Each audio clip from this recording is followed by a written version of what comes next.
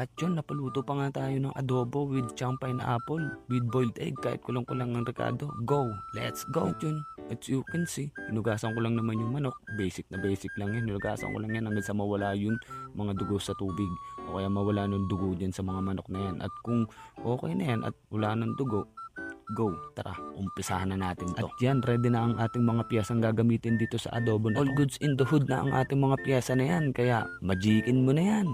At yan, hindi na natin pinatagal at tinabas na natin yan. Go! At syempre, salangan na natin ng kawali yan. Papainit tayo ng mantika dyan. Tara, itong uminit na yung kawali, nilagyan ko na ng mantika yan. At itong uminit naman yung mantika, nilagyan ko na kagad ng luya. Sinunod ko kagad ang bawang at kasunod kagad ang sibuyas. Syempre, hindi ko na rin pinatagal. Sinalang ko na rin yung manok natin para maigisin na kagad siya sa mga ingredient natin. Alright. Pero huwag kayong mag-alala, ginisa ko naman na mabuti yung mga sibuyas, luya, bawang para lumabas yung mga aromatiko niya. Bago ko nilagay yung manok, pinagkakat ko lang yung video para hindi humaba masyado yung video record natin. At yan, pinagtusok-tusok ko lang naman ng kutsilyo yan para mabilis lang maluto yung loob niyan para hindi maging hilaw pag niluto natin.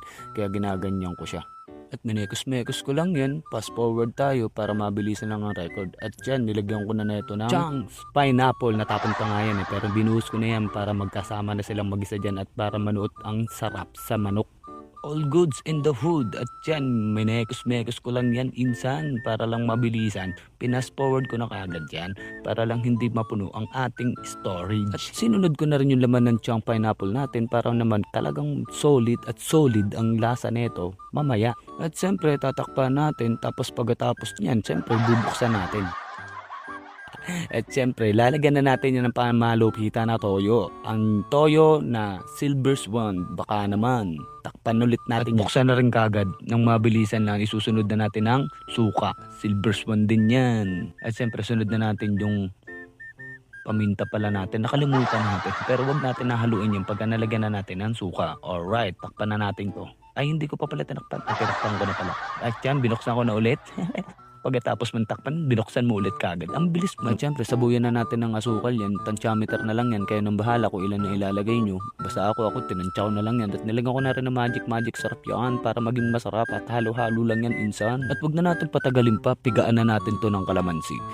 Siguro mga 5 pirasong kalamansi dyan. Kasama pa yung buto dyan. Nagkamali pa nga ako Nakikita nyo ba?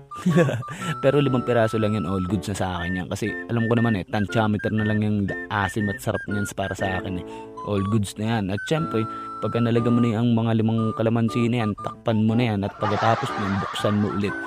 Diba? At eto ang magpapasarap dyan. Alam nyo na yan kung ano yan. Bumula, ibig sabihin yan, soft drinks yan. Tapos takpan nyo na lang ulit. Tapos buksan mo. Lagyan mo na yung boiled egg.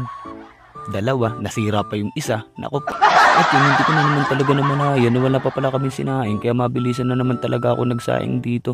Bakit ba ganun? Pagka lagi akong nagluluto ng ulam, lagi nahuhuli ang sinaing. Comment nga kayo kung paano talaga uumpisahan. Ulam ba? O sinaing? O sinaing? O ulam? Hindi ko na rin alam. Aray ko. Tagal-tagal mo na talaga nabubuhay sa mundo. Baliktad talaga yung utak mo Tingnan mo. Hindi mo pa tinakpan yan.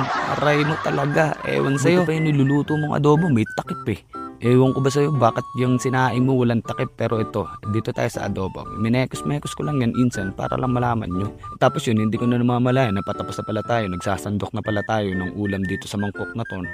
Kahit na hindi ko alam kung masarap pa ba o ano, hindi ko tinikman Pero tansyameter na lang, bahala na si Batman. Kawawa na naman si Batman. O siya, hanggang dito na lang. Maraming salamat sa ilang minuto. Alright, all goods in the hood. Bye-bye.